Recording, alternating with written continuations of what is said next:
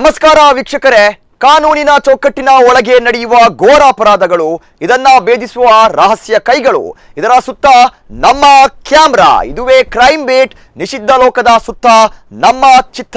ಕಾರ್ಯಕ್ರಮಕ್ಕೆ ಸ್ವಾಗತ. ನಾನು ಆದಿತ್ಯ.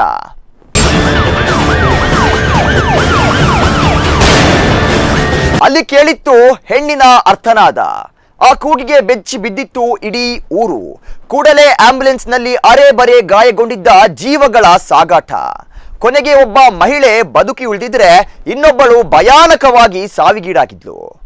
ಕೊಲೆ ಮಾಡಿದವನು ಜೊತೆಗೆ ಬಾಳಿ ಬದುಕಿದವನು. ಕೊಲೆಯನ್ನ ನೋಡಿದವಳು ಆ ಹೆಣ್ಣಿಗೆ ಜನ್ಮವನ್ನ ಕೊಟ್ಟವಳು. ಇದೆಲ್ಲದರ ಮಧ್ಯೆ ಒಂದು ಮಗು.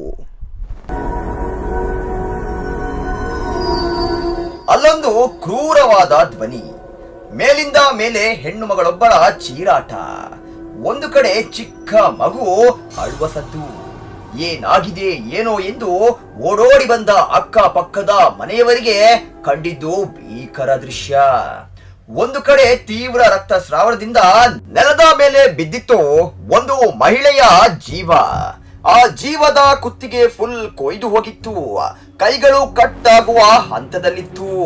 ಅಷ್ಟೊಂದು ಭಯಾನಕವಾಗಿ ಆಕೆಯ ಅಂಗಾಂಗಗಳನ್ನ ಚಾಕುವಿನಿಂದ ಕತ್ತರಿಸಿದ್ದ ಪಾಪಿ ಗಂಡ.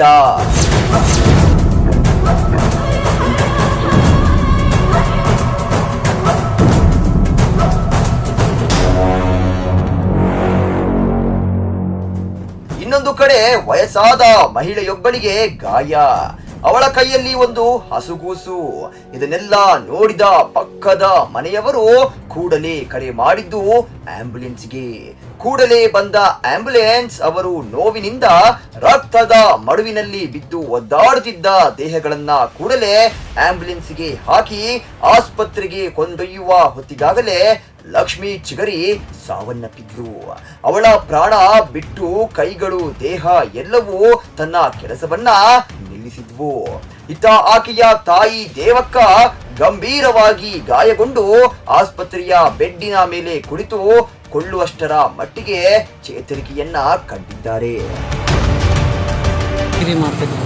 ಅದನ್ನು ಗಂಡನ ಮನೆ ಬಿಟ್ಟು ತವ್ರ ಮನೆಗೆ ಬಂದರು. ಬಂದಾಗ ಎಲ್ಲ ಹಿರಿಯರು ಕೂಡಿ ಒಂದು 4 ತಿಂಗಳು ನಮ್ಮ ತಂಗಿ ಗಂಡನ ಮನೆ ಒಳಗಿದ್ದ. ಅವ ಹಂಗೆ ಬರೋದು, ಕಳಿಸ್ರಿ ನನ್ನ ಹೆಂಡತಿ ಕಳಿಸ್ರಿ ಅಂತಿದ್ದ. ನಮ್ಮೂರು ಹಿರಿಯರು ನೀ ಚಂದಂಗೆ ಬಾಳೆ ಮಾಡಿದ್ರೆ ಕಳಿಸ್ತೀನಪ್ಪ, ಇಲ್ಲ ಹಂಗೆ ಕಳ್ಸಂಗಿಲ್ಲ ಅಂತಂದ್ರೆ.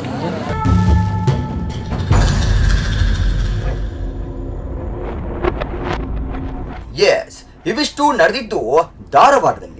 ವಿದ್ಯೆಯ ಕಾಶಿ ಎಂದೇ ಕರೆಸಿಕೊಳ್ಳುವ ಈ ಊರಿನಲ್ಲಿ ಪ್ರತಿ ವಾರವೂ ಒಂದಿಲ್ಲೊಂದು ವಿಲಕ್ಷಣ ಘಟನೆಗಳಿಗೆ ಸಾಕ್ಷಿಯಾಗುತ್ತಲೇ ಇದೆ. ಪ್ರತಿ ಸಾರಿಯೂ ಒಂದಿಲ್ಲೊಂದು ಕಾರಣಕ್ಕೆ ಹೆಣ ಬಿದ್ದು ಕೊಳೆತು ಹೋಗುತ್ತೆ. ತೀರಾ ಅಸಹ್ಯ ಅನ್ನುವ ಕಾರಣಗಳಿಂದ ಹಿಡಿದು ತೀರಾ ಸ್ಟ್ಯಾಂಡರ್ಡ್ ಕಾರಣದವರೆಗೂ ಕೊಲೆಗಳ ಮೇಲೆ ಕೊಲೆಗಳು ನಡೆದ ಉದಾಹರಣೆಗಳಿವೆ. ಅದೇ ರೀತಿ ಈ ಕೊಲೆಯು ಆ ಪಟ್ಟಿಗೆ ಸೇರಿದೆ.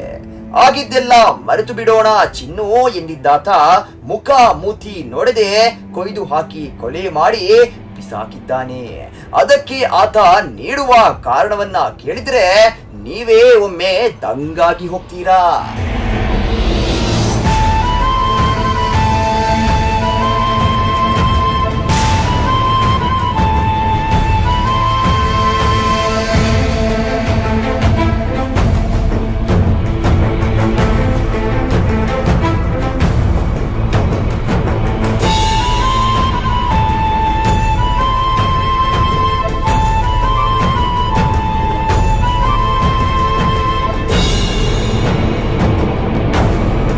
ಅನ್ಯೋನ್ಯವಾಗಿದ್ದ ಸಂಸಾರದಲ್ಲಿ ಅನುಮಾನದ ಹೊಗೆ ಕಾಡಿದ್ದೇ ಒಂದು ಆಶ್ಚರ್ಯ.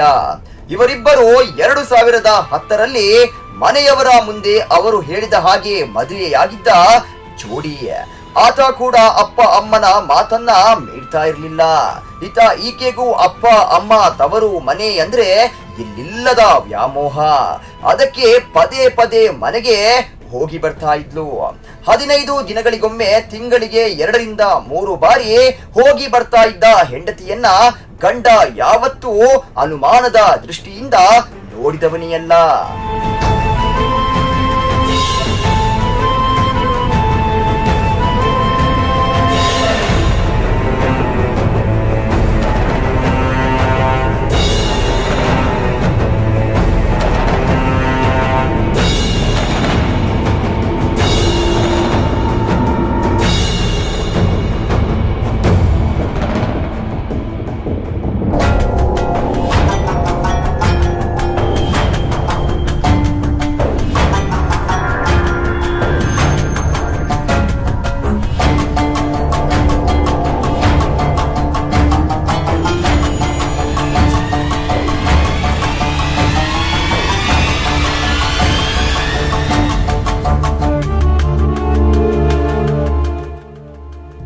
ಆದರೆ ಕೆಲವು ಸಮಯಗಳ ಹಿಂದೆ ಕಾಡಿದ ಅನುಮಾನ ಇವತ್ತಿನ ಅವರ ಪರಿಸ್ಥಿತಿಗೆ ಸಾಕ್ಷಿಯಾಗಿದೆ.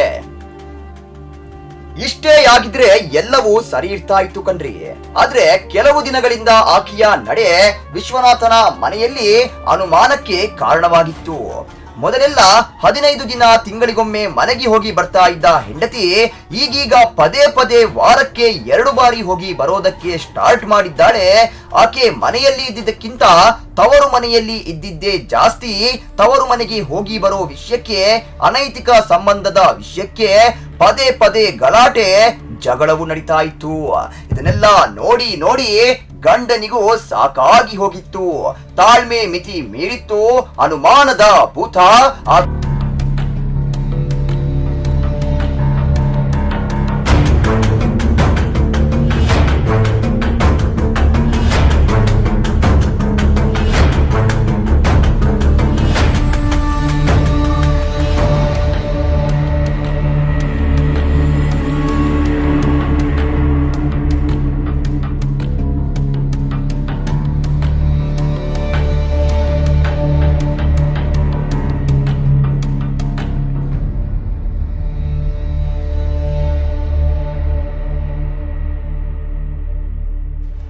ಲಕ್ಷ್ಮಿ ತವರು ಮನೆಗೆ ಹೊರಟಿದ್ಲು. ಧಾರವಾಡದ ನವಲಗುಂಡದ ಬಳಿ ಇರುವ ಕಲಕೇರಿಯಲ್ಲಿ ಅವಳ ಅಮ್ಮನ ಮನೆ. ಪ್ರತಿ ಬಾರಿಯೂ ಗಂಡನಿಗೆ ಹೇಳಿ ಬರುವುದು ವಾಡಿಕೆ. ಹಾಗೆ ಹೇಳಿ ಮನೆಯಿಂದ ಹೊರಟು ಸೀದಾ ಮನೆಗೆ ಬಂದಿದ್ದ ಲಕ್ಷ್ಮಿ ಒಂದು ದಿನ ಕಳೆಯುವಷ್ಟರಲ್ಲಿ ಅಲ್ಲಿಗೆ ಅಂದ್ರೆ ತನ್ನ ಮಾವನ ಮನೆಗೆ ಬಂದಿದ್ದ ವಿಶ್ವನಾಥ. ಇಷ್ಟೆಲ್ಲ ಆಗುತ್ತಿದ್ದ ಹಾಗೆ ಮನೆಯಲ್ಲಿ ಆತನಿಗೆ ಉಪಚಾರವು ಚೆನ್ನಾಗಿತ್ತು. ಎಲ್ಲರೂ ಚೆನ್ನಾಗಿ ಮಾತು ಕೂಡ ಆಡ್ತಾ ಇದ್ರು. ಊಟ ಉಪಚಾರ ಎಲ್ಲ ಗೌರವದಿಂದಲೇ ನಡೀತಾ ಇತ್ತು. ಹೀಗೆ ಒಂದು ದಿನ ಕಳೀತಾ ಇದ್ದ ಹಾಗೆ ಲಕ್ಷ್ಮಿ ವರಸೆ ಆರಂಭಿಸಿದ್ದು. ಕಟ್ಟಿಗೆ ತರುತ್ತೇನೆ, ನೀವು ಇಲ್ಲೇ ಇರಿ ಅಂತ ನಗುತ್ತಾ ಪ್ರೀತಿಯಿಂದ ಗಂಡನ ಬಳಿ ಹೇಳಿ ಹೊರಟು ಹೋದ್ಲು ಲಕ್ಷ್ಮಿ.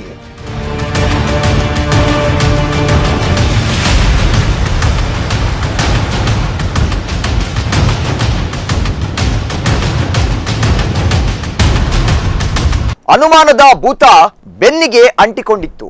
ಒಂದು ವಿಕೃತ ಹಂತದವರೆಗೆ ತಲುಪಿಸುವವರೆಗೂ ಬಿಡದಂತೆ ಕಾಡ್ತಾ ಇತ್ತು ಆ ಭೂತ.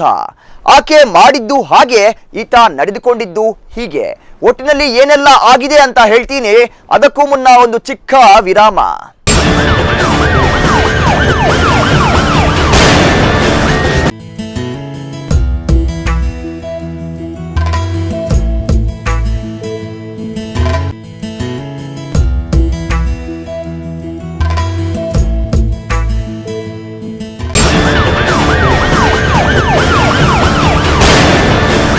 ವಿರಾಮದ ನಂತರ ಕ್ರೈಮ್ ಬೀಟ್ಗೆ ಮತ್ತೆ ಸ್ವಾಗತ. ಅಲ್ಲೊಂದು ಹಸಿದ ಹುಲಿ ಕಾಯ್ತಾ ಇತ್ತು ಮೊಲ ಬರುತ್ತೆ ಅಂತ. ಅದೇ ಟೈಮ್ಗೆ ಬಂದಿತ್ತು ಒಂದು ಮೊಲ. ಆಮೇಲೆ ನಡೆದಿದ್ದು ಕಾಮದ ಬೇಟೆ, ಅಕ್ಷರಶಃ ರಾಸಲೀಲೆ. ಇದೆಲ್ಲ ನೋಡಿದವನಿಗೆ ಮನಸ್ಸು ಕೆಟ್ಟು ಹೋಗಿತ್ತು. ಕ್ಷಣ ಕ್ಷಣಕ್ಕೂ ನೆನಪಾಗಿತ್ತು ರಾಸಲೀಲೆಯ ಇಂಚಿಂಚಿನ ದೃಶ್ಯ. ಇದೆಲ್ಲ ಕಾರಣದ ನಡುವೆಯೂ ಚೆನ್ನಾಗಿ ಬದುಕೋಣ, ಆಗಿದ್ದೆಲ್ಲವನ್ನ ಮರೆತು ಬಿಡೋಣ ಅಂತ ಹೇಳಿದ್ದ. ಪ್ರೀತಿಯಿಂದ ಮನೆಗೆ ಆಕೆಯನ್ನ ಕರೆದುಕೊಂಡು ಬಂದಿದ್ದ.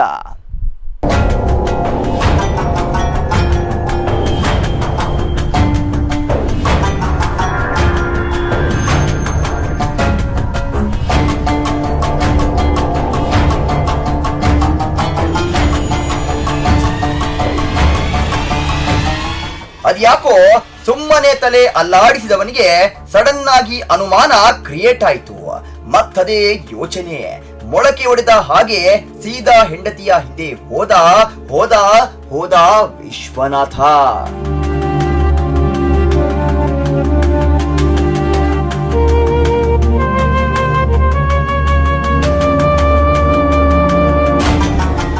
ಹಿಂದೆ ಬರ್ತಾ ಇದ್ದ ಗಂಡನನ್ನ ಲಕ್ಷ್ಮಿ ಗಮನಿಸಲೇ ಇಲ್ಲ. ಆಕೆಯ ಮನಸ್ಸಲ್ಲಿ ಮತ್ತೊಬ್ಬ ಬಂದು ಕಾಡ್ತಾ ಇದ್ದ. ಅವನನ್ನ ಸೇರ್ಬೇಕು ಅಂತ ವಿರಹದ ವೇದನೆಯಿಂದ ಪಟ ಪಟ ಪಟ ಅಂತ ಹೆಜ್ಜೆ ಹಾಕ್ತಾ ಇದ್ಲು. ಅವಳಿಗೆ ಬೇರೇನು ಯೋಚನೆಯೇ ಇರ್ಲಿಲ್ಲ, ಬರೀ ಅವನದೇ ಚಿಂತೆ. ಏನೇನೋ ಯೋಚನೆ ಮಾಡ್ತಾ ನಾಚಿಕೊಳ್ತಾ ಹೋಗಿದ್ದು ಒಂದು ಪೊದೆಯ ಒಳಗೆ. ಇದನ್ನೆಲ್ಲ ನೋಡಿದ ವಿಶ್ವನಾಥನಿಗೆ ಒಮ್ಮೆಲೆ ನಿಂತ ನೆಲವೇ ಕುಸಿದಂತಾಗಿತ್ತು. ಏನು ಹೇಳ್ಬೇಕು ಏನು ಕೇಳಬೇಕು ಅಂತ ಒಂದು ಗೊತ್ತಾಗದ ಪರಿಸ್ಥಿತಿ. ಯಾರಿಗಾದರೂ ಈ ವಿಷಯವನ್ನ ಹೇಳಬೇಕು ಅಂದ್ರೆ ನಾಚಿಕೆ, ಅವಮಾನ. ಹೆಂಡತಿ ಪೊದೆಯೊಳಗೆ ಹೋಗುತ್ತಿದ್ದಂತೆ ಅಲ್ಲಿ ಏನಾಗಬಹುದು ಅಂತ ಕಾಯುತ್ತಾ ಕುಳಿತ. ಅಲ್ಲಿ ಆಕೆಗಾಗಿ ಆಕೆಯ ಪ್ರಿಯತಮ ಹಸಿದ ಹುಳಿಯಂತೆ ಕಾಯ್ತಾ ಇದ್ದ. ಈಕೆ ಬಂದಿದ್ದೇ ತಡ ಮೊಲದ ಮೇಲೆ ಎರಗಿದಂತೆ ಎರಗಿದ್ದಾನೆ. ಆಮೇಲೆ ಎಲ್ಲವೂ ರಾಸಲೀಲೆ, ಕಾಮ ಕೇಳಿಯ ಶಬ್ದಗಳು. ಇದನ್ನೆಲ್ಲ ನೋಡಿದವನ ಕಣ್ಣು ಒದ್ದೆಯಾಗಿದ್ವು. ಆಕ್ರೋಶ, ಅವಮಾನ ಎಲ್ಲವೂ ಆತನನ್ನ ಕೆರಳಿಸಿತ್ತು. ಈ ಎಲ್ಲ ಕಾಮ ಕೇಳಿಯ ರಾಸಲೀಲೆಯ ಲೈಂಗಿಕ ಕ್ರಿಯಾ ದೃಶ್ಯಗಳನ್ನ ತನ್ನ ಮೊಬೈಲ್ನಲ್ಲಿ ವಿಡಿಯೋ ಮಾಡಿಕೊಂಡಿದ್ದಾನೆ. ಆ ಪ್ರಕಾರ ಅವರು ಊರಿರ್ಯಾರನ್ನ ಒಂದು 7-8 ಮಂದಿ ಕರ್ಕೊಂಡು ನಮ್ಮ ಊರಿರ್ಯಾರನ್ನ ನಮ್ಮೂರಿಗೆ ಬಂದ ಬಿಟ್ಲೇನ ಅವ್ರ ಊರಿರ್ಯಾರ ನಮ್ಮ ಊರಿರ್ಯಾರ ಕೂಡಿ ಮಾತಾಡ್ಕೊಂಡ್ರೆ ಮಂಗಳವಾರ ಬಂದಿದ್ದಾವ. ಇವತ್ತು ಮಂಗಳವಾರ ಮಗಳು ಕಳ್ಸಂಗಿಲ್ಲಪ್ಪ, ನಾವು ಬುಧವಾರ ಬಂದು ಕರ್ಕೊಂಡು ಹೋಗು ಅಂತಂದ್ರೆ ಆ ಪ್ರಕಾರ ಬಂದು 4 ಗಂಟೆ, ಸಾಯಂಕಾಲ 4 ಗಂಟೆ ಸುಮಾರು ಕರ್ಕೊಂಡು ಹೋಗಿ ಇದು ರಾತ್ರಿ 9 ಗಂಟೆ ಸುಮಾರು ಈ ಮಚ್ಚ ಅದು ತೊಗೊಂಡು ಮಾಡಿ.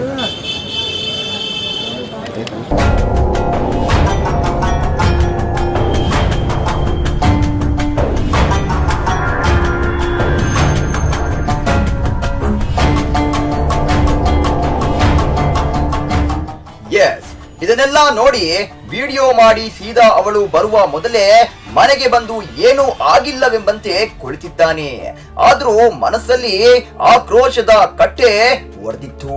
ಅವಳ ಮುಖ ನೋಡಿದ ಕೂಡಲೇ ಮನಸ್ಸು ತಡೆಯಲಿಲ್ಲ. ಆ ರಾಸಲೀಲೆಯ ನೆನಪೇ ಬರ್ತಾ ಇತ್ತು.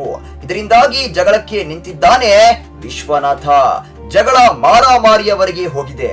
ಅತಿರೇಕವಾದ ಜಗಳ ವಿಚ್ಛೇದನದ ಬಾಗಿಲನ್ನು ತಟ್ಟಿತ್ತು. ಇಷ್ಟೆಲ್ಲ ಆದ ಮೇಲೆ ಆಕೆ ಗಂಡನ ಮನೆಗೆ ಹೋಗದೆ ತನ್ನ ತವರು ಮನೆಯಲ್ಲೇ ಉಳಿದುಕೊಂಡಿದ್ಲು. ಇವೆಲ್ಲ ಘಟನೆಗಳು ಗೊತ್ತಿದ್ದೋ ಗೊತ್ತಿಲ್ಲದೆಯೋ ನಡೆದು ಹೋಯಿತು. ಆಗಿದ್ದು ಆಗಿದೆ. ಇನ್ನು ಇದನ್ನೆಲ್ಲ ಮುಂದುವರಿಸಿಕೊಂಡು ಹೋಗೋದು ಬೇಡ.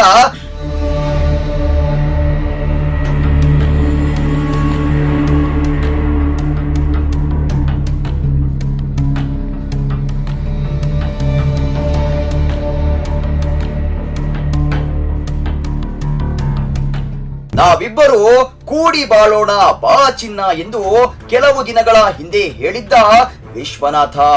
ಹೇಳಿದ್ದು ಅಷ್ಟೇ ಅಲ್ಲ, ಸೀದಾ ಕಲಕೇರಿಗೆ ಹೋಗಿ ಮಾವನ ಮನೆಗೆ ಹೋಗಿ ಹೆಂಡತಿಯ ಜೊತೆ ಪ್ರೀತಿಯಿಂದ ಮಾತನಾಡಿ ಮುದ್ದು ಮಾಡಿ ಮನೆಗೆ ಕರೆದುಕೊಂಡು ಬಂದಿದ್ದ. ಆದ್ರೆ ಅಲ್ಲಿ ಅನುಮಾನ ಬಂದಿದ್ದು ಲಕ್ಷ್ಮಿಯ ತಾಯಿ ದೇವಕ್ಕನಿಗೆ. ತನ್ನ ಮಗಳಿಗೆ ಏನಾದರೂ ಮಾಡಿದ್ರೆ ಕಷ್ಟ ಎಂದು ಆಕೆಯ ಸೆನ್ಸ್ ಹೊಡೆದಿತ್ತು. ಅದಕ್ಕೆ ಅವರಿಬ್ಬರ ಜೊತೆ ಅವಳು ಬಂದಿದ್ಲು. ಆದ್ರೆ ಅಲ್ಲಿ ನಡೆದಿದ್ದು ಅದೇ ಆಗಿತ್ತು.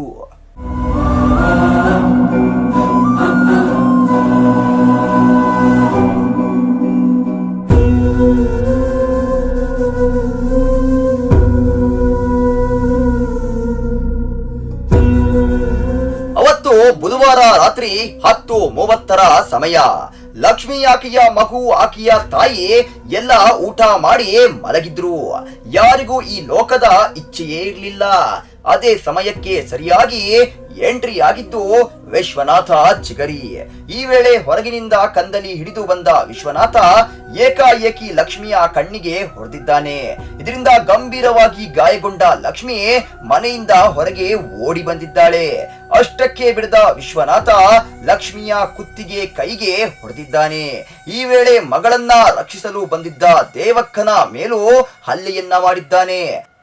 ಆದ್ರೆ ಅವಳು ಜಸ್ಟ್ ಮಿಸ್ ಆಗಿದ್ದಾಳೆ.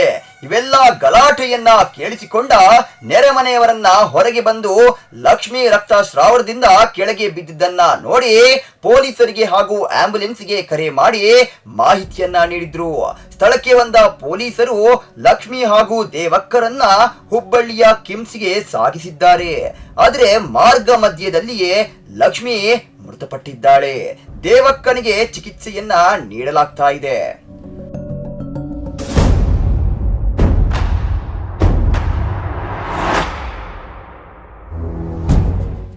ಈ ಸಂಬಂಧ ವಿಶ್ವನಾಥನ ವಿರುದ್ಧ ನವಲಗುಂದ ಠಾಣೆಯಲ್ಲಿ ಪ್ರಕರಣ ದಾಖಲಾಗಿದೆ. ಪೊಲೀಸರು ಆರೋಪಿಯನ್ನ ಬಂಧಿಸಿ ವಿಚಾರಣೆಯನ್ನ ನಡೆಸುತ್ತಿದ್ದಾರೆ. ಒಟ್ಟಿನಲ್ಲಿ ಅನೈತಿಕ ಸಂಬಂಧಕ್ಕೆ ಒಂದು ಜೀವ ಸತ್ತು ಹೋಗಿದೆ. ಕೊಲೆ ಮಾಡಿದವನು ಜೈಲಿಗೆ ಹೋಗಿದ್ದಾನೆ, ಮಗು ಅನಾಥವಾಗಿದೆ. ಇದೆಲ್ಲ ಯಾವ ಪುರುಷಾರ್ಥಕ್ಕೆ ಅನ್ನೋದು ಗೊತ್ತಾಗದ ಪರಿಸ್ಥಿತಿ. ಇದೊಂದು ಘಟನೆ ಸಾಕು ಅಕ್ರಮ ಸಕ್ರಮಗಳ ಅರ್ಥ ಗೊತ್ತಾಗೋಕೆ. ಭಾವನೆಗಳಿಗೆ ಸಂಬಂಧಗಳಿಗೆ ಸಂಬಂಧವೇ ಇಲ್ಲದಂತೆ ಅಕ್ರಮ ಸಕ್ರಮಗಳು ಮೇಲಿಂದ ಮೇಲೆ ಈ ಜಗತ್ತಿನಲ್ಲಿ ನಡೀತಾನೇ ಇದೆ. ಒಟ್ಟಿನಲ್ಲಿ ಅನೈತಿಕ ಸಂಬಂಧಕ್ಕೆ ಒಂದು ಜೀವ ಸತ್ತು ಹೋಗಿದೆ. ಕೊಲೆ ಮಾಡಿದವನು ಜೈಲಿಗೆ ಹೋಗಿದ್ರೆ ಮಗು ಅನಾಥವಾಗಿದೆ. ಇದೆಲ್ಲ ಯಾವ ಪುರುಷಾರ್ಥಕ್ಕೆ ಅನ್ನೋದು ಗೊತ್ತಾಗದ ಪರಿಸ್ಥಿತಿ. ಇದೇ ಈ ಹೊತ್ತಿನ ಕ್ರೈಮ್ ಬೀಟ್. ನಿರಂತರ ಸುದ್ದಿ ಮತ್ತು ಮನೋರಂಜನೆಗಾಗಿ ನೋಡ್ತಾ ಇರಿ ಸ್ಪಂದನ.